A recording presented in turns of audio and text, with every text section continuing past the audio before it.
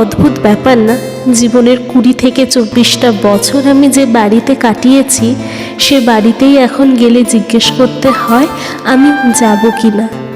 সেই বাড়িতেই আমি বেড়াতে আসি যে বাড়ি থেকে আমাকে ব্যাগ গুছিয়ে বেরিয়ে যেতে হয়।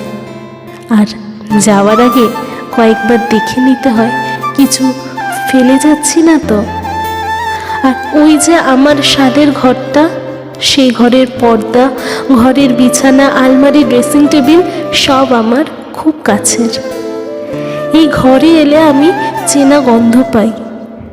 প্রতিটা কোণ আমার আহ্লাদে আটখানা হয়ে আছে। আগে আমি গোছাতাম না, এখন এসে দেখি মা পরিপাটি করে গুছিয়ে ঘর বন্ধ করে দিয়েছে, না হলে কেউ এসে ঢুকে এলোমেলো করে দিতে পারে। এই জন্য কত রাত জেগে কাটিয়েছি ঘরে, বান্ধবীদের সাথে কত গোপন আলোচনার সাক্ষী এই ঘর। আমার কত কান্না, কত অভিমান, কত রাগ দেখেছে এই ঘর। মন ভাঙা রাতে ঘরের জানলায় বসে আকাশ দেখেছি সারা রাত।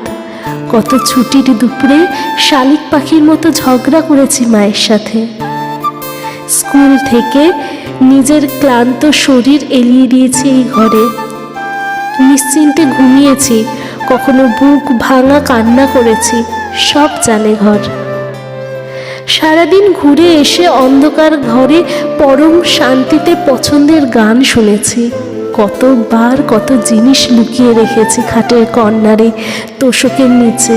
ওই আলনা অগোছালো করেছি শতবার, শুধুমাত্র একটা জামা পাচ্ছিলাম না তাই। আবার একদিন শাড়ি, একদিকে সালোয়ার, একদিকে কুর্তা পাট করে সাজিয়েছি। অবাক করা বিষয় হলো, এখন যে ব্যাগে কাপড় নিয়ে আসি ওই ব্যাগটা সোফার এক কর্নারে পড়ে থাকে। যেভাবে নিয়ে আসি সেইভাবেই নিয়ে যাই। ভাবি 2-4 দিন তো থাকবো, আর আলমারিতে রাখবো না। ব্যাস, আলমারিটা আর খোলাও হয় না। কত জিনিস, কানের দুলের রঙিন বাক্স সবই পড়ে আছে। একটু হাত দিয়ে দেখি, মাকে জিজ্ঞেস করি, এটা কবে কিনলে, ওটা কবে আনলে, এই চাদরটা কি নতুন, এই জিনিসগুলো কখন কিনলে মা? যখন যাওয়ার সময় বর নিতে আসে তখন মা জিজ্ঞেস করে, আবার কতদিন পর আসবি?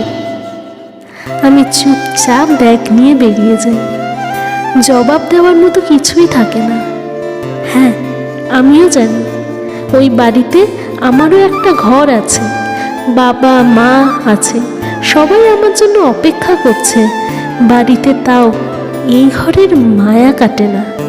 প্রতিবার যাওয়ার সময় পিছন ফিরে তাকাতে পারি না। কেন এমনটা হয়? প্রতিটা মেয়েরই কি এমন হয়?